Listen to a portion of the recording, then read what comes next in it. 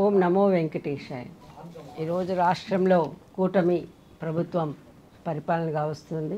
Telugu Desam party జాతీయ అధ్యక్షులైనటువంటి శ్రీ నారా చంద్రబాబు నాయుడు గారు ప్రస్తుత ముఖ్యమంత్రిగాను, జనసేన పార్టీ అధినాయకులు పవన్ కళ్యాణ్ గారు డిప్యూటీ సీఎం గాను, ఉప ముఖ్యమంత్రి గాను, అదేవిధంగా నారా లోకేష్ బాబు గారు మంత్రివర్గం రోజున రాష్ట్రానికి సుపరిపాలన అందించాలని, ఏదైతే గత 5 సంవత్సరాల్లో పరిపాలనలో ప్రజలు ఎదుర్కొన్నటువంటి బాధలు, పరిపాలకులు అప్పటి నాయకులు మరి చేసినటువంటి అక్రమాలు, దందాలు ప్రజలకు ఇప్పటికే తెలుసు. అయినా కూడా అసెంబ్లీ ప్రారంభించే ముందే ప్రజలకి ఒక అవగాహన ఉండాలి, ప్రజలను మనము ఒక ట్రాన్స్పరెంట్గా ఒక జవాబుదారి పరిపాలన అందించే ప్రభుత్వం మాది అని తెలియచెప్పాలంటే తప్పకుండా గత ప్రభుత్వంలో జరిగినటువంటి దోపిడీలు, అక్రమాలు చెప్పాల్సిన అవసరం ఎంతైనా కూడా ప్రస్తుత పరిపాలన చేస్తున్నటువంటి మన ముఖ్యమంత్రి గారి పైన బాధ్యత ఉంది. కాబట్టి ఆయన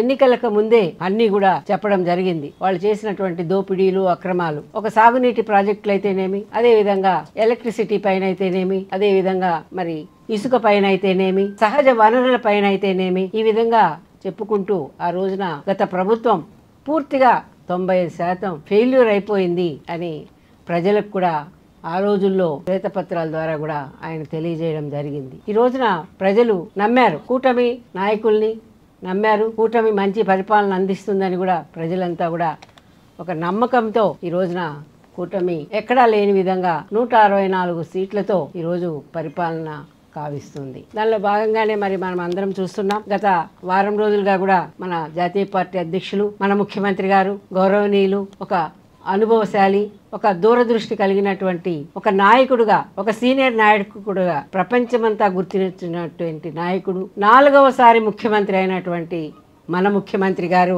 5 ఏళ్ల వైసీపీ పాలనలో జరిగిన అక్రమాలు, దోపిడీల పైన ప్రజలకు వాస్తవాలు తెలియజేసేందుకు ఇసుక మాఫియా గురించి చెప్పడమైంది, కరెంటు గురించి చెప్పడం జరిగింది, తాగునీటి ప్రాజెక్టుల గురించి చెప్పడం జరిగింది, ల్యాండ్ టైటిలింగ్ యాక్ట్ గురించి చెప్పడం జరిగింది. ఈ విధంగా ఒక్కొక్క అంశం మీద కూడా ప్రజలకు తెలియజేస్తూ మరి ఒక శ్వేతపత్రాన్ని విడుదల చేయడం జరుగుతుంది.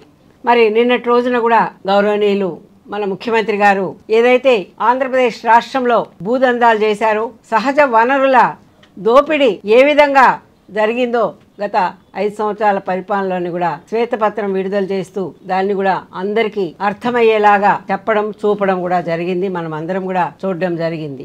ముఖ్యంగా ఈరోజు వైసీపీ పాలకులు ప్రభుత్వ పరిపాలనలో దాదాపు 5 ఏళ్లలో 1.75 లక్షల ఎకరాల భూ ఆక్రమణలు జరిగాయి. వాటి విలువ 35,576 కోట్ల పైనే ఉంటుంది. ఇండ్ల స్థలాల పేరుతో 10,000 ఎకరాలు, ఇసుక దందాలో 9,750 కోట్లు గత ప్రభుత్వం దోచుకోవడం జరిగింది. ఈ వైసీపీ ప్రభుత్వం తీసుకొచ్చినటువంటి ఒక నల్ల జీవో, ఒక భయంకరమైనటువంటి ల్యాండ్ టైటిలింగ్ యాక్ట్ను ప్రతి ఒక్కరు కూడా జడుచుకున్నారు, నిద్రపోలేదు. ఈ జీవో 512 మరి రద్దు చేయడం ఈ రోజున జరిగింది. మనమంతా కూడా చూసాం. ఈ ప్రభుత్వం వచ్చిన వెంటనే మొట్టమొదటి సంతకమే అదే చేయడం జరిగింది. అంటే అది ఎంత బాధ పెట్టింది 5 కోట్ల ప్రజానీకాన్ని కూడా అనేది కూడా మనకు ఎన్నికల రిజల్ట్స్ చెప్పడం జరిగింది. ఈరోజు ఎవరో మరి ఒక ప్రైవేట్ వ్యక్తిని తీసుకొచ్చి ల్యాండ్ టైటిలింగ్ ఆఫీసర్గా పెట్టి అతను ఏది చెప్తే అది, ఎవరి భూమి అయినా సరే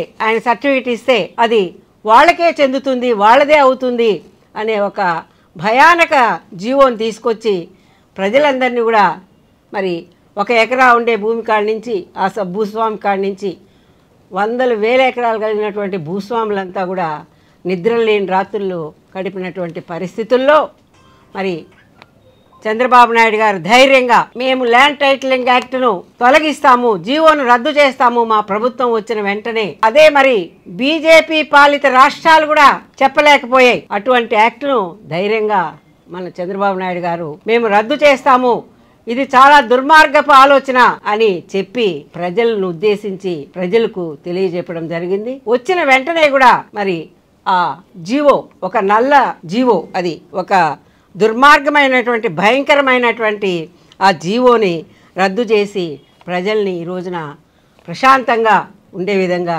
చేయడం జరిగింది.